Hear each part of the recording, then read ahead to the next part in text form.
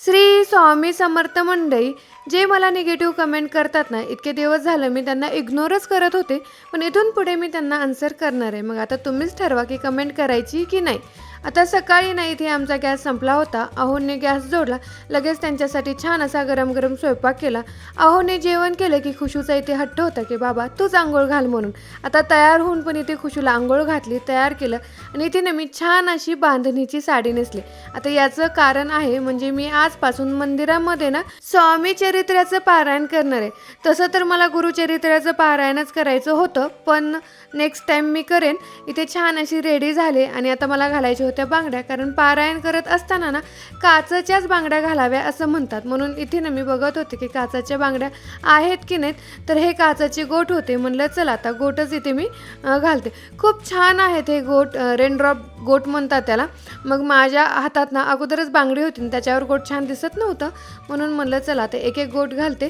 आणि इथून ना मला बाकीची ही तयारी करायची होती. तर इथे छान तयार होऊन सगळ्यात अगोदर देवपूजा करण्यासाठी गेले.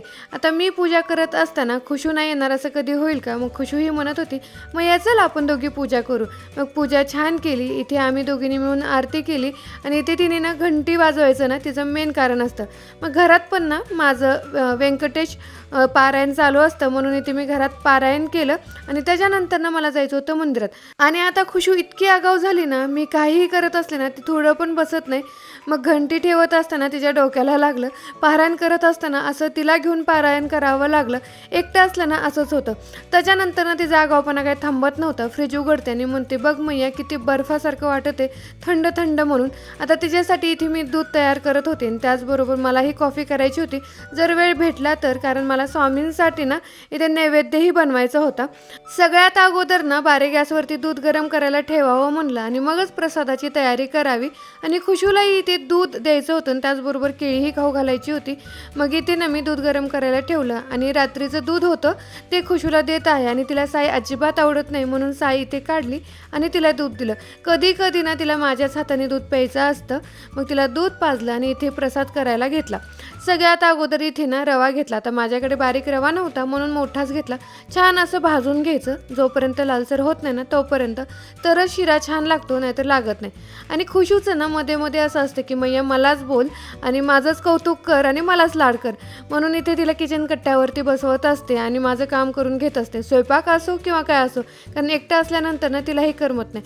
याच्यामध्ये मी केळी टाकली, त्याचबरोबर साखर टाकलं, तूप टाकलं आणि हे सगळं ना छान भाजून घेतले. ड्रायफ्रूट्सही टाकले आणि त्याच्यामध्ये मी टाकलेलं आहे दूध. आता काही जणांना दूध आवडत नाही तर त्यांनी स्किप करा. त्याच्यानंतर ना इथे मी खुशूचा टिफिन भरत आहे. तिला शिरा नको होता टिफिनला. ती म्हणली की मला फ्रूट्सच दे, कारण तिला ना टिफिनमध्ये फ्रूट्सच खायला आवडतात. आता जेव्हापासून माझ्या नणंदबाईंनी संत्री आणली होती ना तेव्हापासून तिला संत्री खूपच आवडते, म्हणून तिला संत्री दिली. त्याचबरोबर इथे ना मी पेरूही तिला कट करून देते. अशा पद्धतीने ना छोटे छोटे पीस करते तरच तिने छान खाते ना. ते तसंच घरी वापस घेऊन येते आणि मग तिचा टिफिन इथे भरला. तोपर्यंत शिरा पण माझा छान शिजलेला आहे आणि मी स्वामी चरित्राचं सगळं सामान घेतलेलं होतं ह्या पिशवीमध्ये आणि देवाचा नैवेद्यही घेतला. आता मी निघाले अगोदर खुशूच्या स्कूलमध्ये, कारण तिला अगोदर स्कूलमध्ये सोडल्याशिवाय ना मला पुढे जाता येत नाही. तसं तर मंदिरामध्ये ना 9 वाजताच बोलवलं होतं, पण खुशूच्या स्कूलमध्ये सोडून ना मला 9:15 किंवा 9:30 वाजणारच होते. मग इथे मी निघाले होते आणि खुशू म्हणली थांब मैया, इथला व्हिडिओ ना मी तुझा शूट करते. मग इथे पाऊस पडल्यामुळे ना साडीवर गाडी चालवायची खूप भीती वाटत होती, पण म्हणलं चला आज पहिला दिवस आहे, साडीच घालून जावी तरच छान वाटेल. मग इथे मी गाडी वगैरे काढली. आता स्कूलमध्ये तिला सोडते. तिला ना पटपट चालायचं नसतं आणि स्कूलमध्ये गेलं की खेळायचं असतं. मग तिला स्कूलमध्ये सोडलं आणि आम्ही निघालो मंदिराकडे. आता मी आणि माझी मैत्रीण पारायण करणार होतो. पाऊस असल्यामुळे तिने काही साडी घातली नाही, पण मी घातली होती. मला साडी नेसायलाही खूप आवडते. पारायण वगैरे असला किंवा छोटा मोठा सण असला की मी इथे ना साडी नेसत असते. आणि बघा किती जण इथे पारायण करण्यासाठी आलेले आहेत माझ्यासारखेच. आता सगळ्यात अगोदर इथे ना हातामध्ये तांदूळ घेऊन प्रार्थना केली आणि त्याचबरोबर आपल्याला काय देवाकडे मागायचं असेल तर ते मागायचं. आणि मी इथून पुढे पारायण करणार आहे आणि निर्विघ्नपणे ते पूर्ण व्हावं याच्यासाठी प्रार्थना करायची.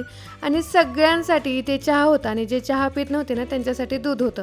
मग इथे आम्ही चहा वगैरे पिलो.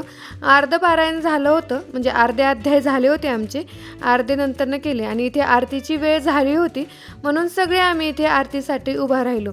आणि खरंच खूप खूप पॉझिटिव्ह वाईब येते आणि असं कधीच झालं नाही की मी पारायण केलं आणि काही माझ्याबरोबर छान गोष्ट घडली नाही.